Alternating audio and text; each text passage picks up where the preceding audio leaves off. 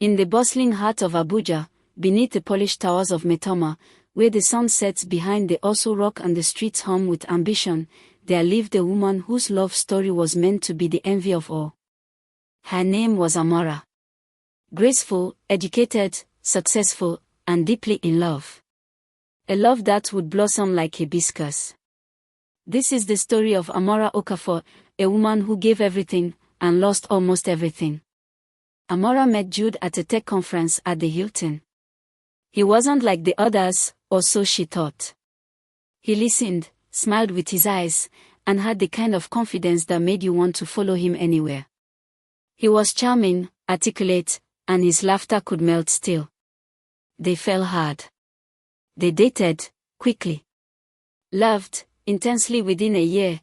They had a grand wedding at the Hilton, the kind where petals rained from the ceiling and guests whispered, "Power couple." Amara was a successful interior designer and Jude was a tech guru. And together, they would make smart homes. Or so Amara thought.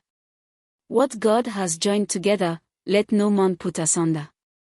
Pastor Emmanuel said during their wedding vow. But not even God forces loyalty, and not even vows can tame the heart of a man who isn't finished with the streets. It started with the smell on Jude's clothes after work. That's not my perfume. Amara thought skeptically in her mind. Then the missed calls at midnight. Meetings that ran till morning. Gaslighting. Excuses.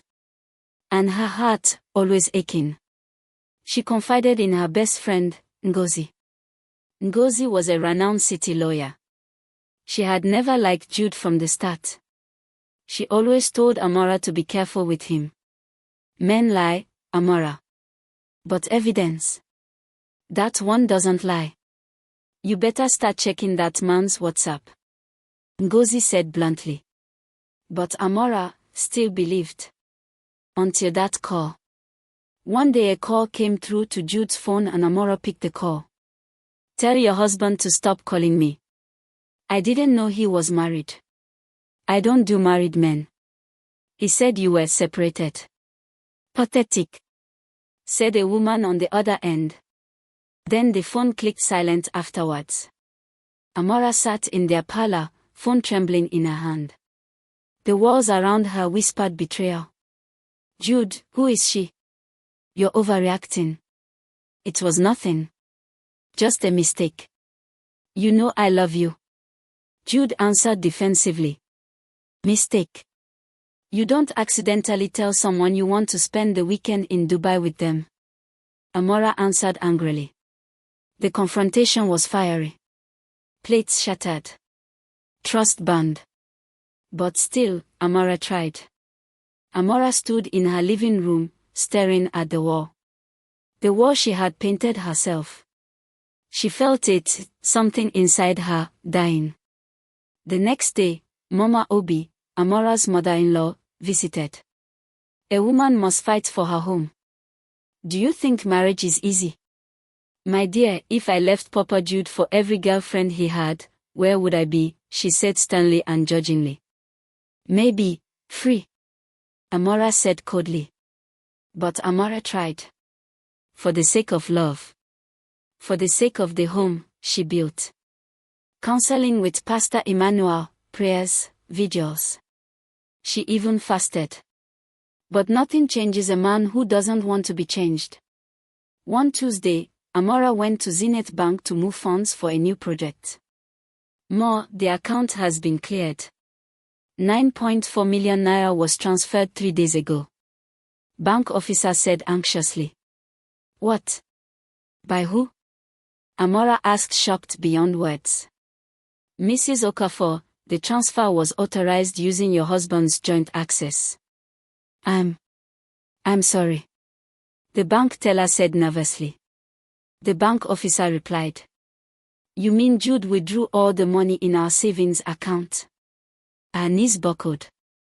The word spun. Jude hadn't just broken her heart. He'd stolen from her. Years of labor. Her business. Her dignity. This was the last stroke. Amara had enough of Jude's cheating, manipulating and lying self. She was tired emotionally, she could not stand the gaslighting anymore.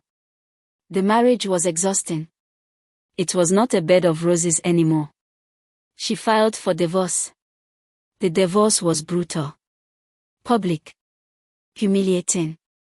Jude fought arrogantly through his lawyer. He demanded for half of everything, even her late father's land in Enugu. The audacity. That land is ancestral. Who does he think he is? Over my dead body. Uncle Ejike said furiously. Amora's lawyer, Barrister Chuka, fought back like a lion. He will not get a penny of what he did not earn. We'll file for criminal conversion. Trust me, I've seen hyenas like this before. Barrister Chuka assured. The court ruled in Amora's favor. She regained full ownership of her properties, and Jude was exposed, his affairs, his deceit, and even a fraud charge from a past business scandal. But she wasn't angry anymore. She was free. With nothing but her name, her brains, and her scars, she started over. Launched a consultancy. Wrote a book. Became a voice for women who were told, endure. And on the same day she signed the final divorce papers, she smiled. Not because she lost a marriage, but because she found herself. With the little she had left, Amora started from scratch. Rented a modest flat. Rebuilt her interior design business under a new name, Amora Spaces. And when a women's organization asked her to speak about surviving betrayal, she walked on stage, head high. They say a woman must endure. But I say, a woman must evolve. I didn't lose a marriage. I lost a burden, and found myself. She spoke. Today, Amora is a name in Abuja's business circles. Not because of who she married, but because of who she became. Jude moved on to his next victim. He remarried. Divorced again. His reputation, a shadow of his charm. Life has a way of dealing with his kind. And when Amora passes the Hilton where she once said, I do, she smiles. Not in regret, but in survival. Sometimes, what begins as a dream, ends as a lesson.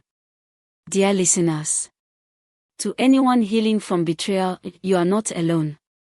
You are not broken. You are becoming. Thank you for watching.